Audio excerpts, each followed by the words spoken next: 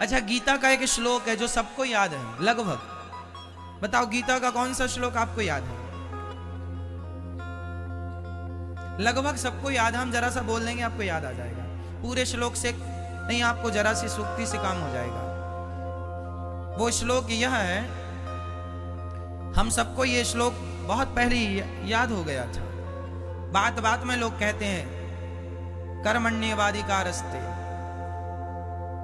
मां फलेषु कदाचन। पूरा ना बोलो, पर आदमी इतना तो बोलती है ना, कर्मण्येवाधिकार, तू कर्म कर। यदि आप श्लोक भी नहीं बोलते तो अर्थ बोलती होंगे कि तू कर्म कर, फल की इच्छा ना कर।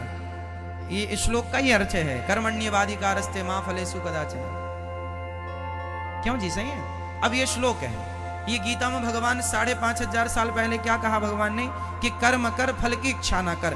कर्म में मन लगा। लेकिन आजकल के लोग बस वही बात नहीं मानते जो भगवान ने कही और जो ठीक है।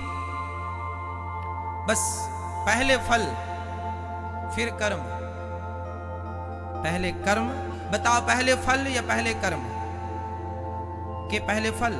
आपके हिसाब से पहले क्या होता है, फल या कर्म? पहले क्या होता?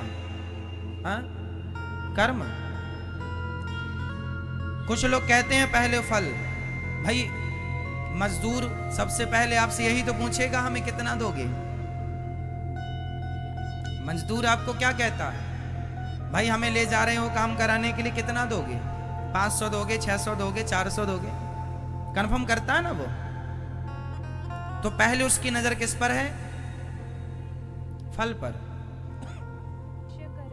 पर कुछ, अब जैसे आप गाड़ी खरीदने जाते हैं तो गाड़ी जब खरीदने जाते हैं तो आप पहले क्या पूछते हैं वहां पर? क्या एवरेज है, इसकी क्या क्षमता है, इसकी इंजन क्वालिटी क्या है, इसकी विशेषता क्या है, एयरबैग इत्यादि कितने हैं, स्पीड कितनी है, विषम परिस्थिति में हमें इससे क्या लाभ है, अन्य सवाल आप करते हैं। तो आप पहले किस पर आपकी नजर जा रही है? फल। इसके फल क्या है, परिणाम क्या है इसका? हम बाद में गाड़ी खरीदेंगे, पहले उसके फायदे बताओ, मीन्स उसका फल बताओ। सामान्य व्यवहार में तो यही होता है, लेकिन ये बातें कुछ जगह लागू हैं। अब देखो, कुछ जगह मैं ऐसी बता रहा हूं जहां फल पर विचार कर ही नहीं सकते पहले।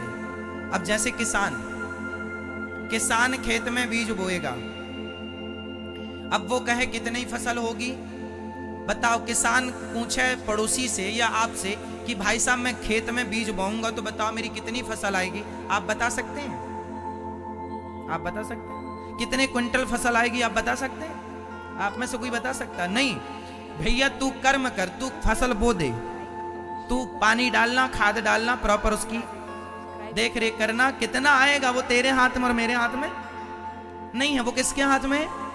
जोर से ईश्वर के हाथ में।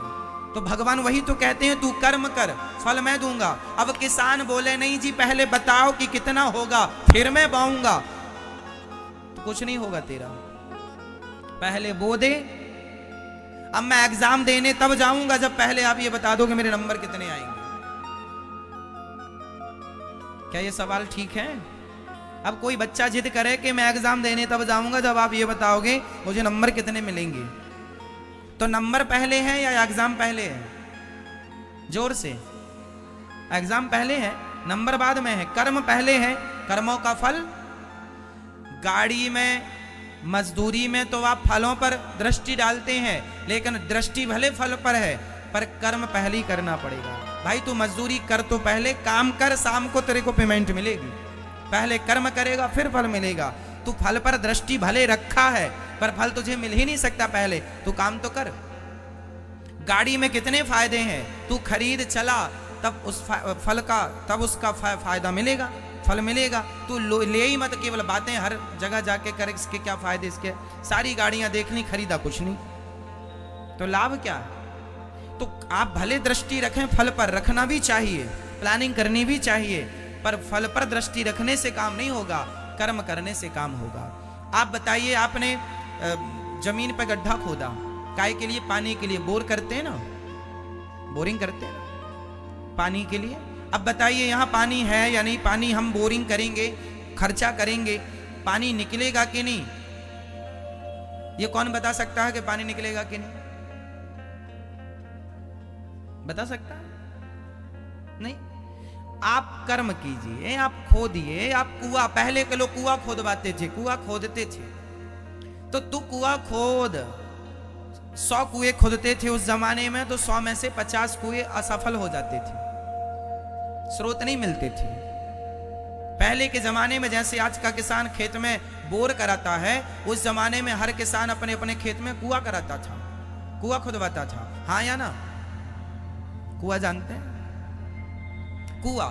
तो तू कुआं खोद तो सही, पानी मिलेगा कि नहीं, पानी आएगा कि नहीं, भगवान के तू कर्म कर, फल की इच्छा तो कर्मण्येवाधिकारस्ते मां फलेषु कदाचन, गीता कह गई है। अब कोई इस श्लोक को याद कर ले और जाप करे, कर्मण्येवाधिकारस्ते मां फलेषु कदाचन, कर्मण्येवाधिकारस्ते मां फलेषु कदाचन, कर्मण्येवाधिकारस्ते। तो जपने से क्या होगा? फायदा है? कर्मण्येवाधिकारस्ते मां फलेषु कदाचन, कर्म जपने से होगा कुछ? करने से होगा। बोलो हाँ या ना? हमारे शास्त्रों की व्याख्याएं आपने गलत ढंग से समझी, शास्त्रों को आपने रट लिया, शास्त्रों को आपने याद कर लिया। शास्त्रों की एक बात भी यदि चरितार्थ कर लो आप, शास्त्रों में बहुत बातें लिखी हैं और हमारी जिंदगी को जीने के लिए उसमें से एक पर्याप्त है, उसमें से एक सफिशिएंट है, ज्यादा की हमें जरूरत ही नहीं, बहुत है। बट करे कौन उसमें वर्क? कौन अप्लाई करे उन्हें जीवन में? जो कर रहे हैं सुखी हैं, और जो नहीं कर रहे हैं वो परेशान है। जप लो माला।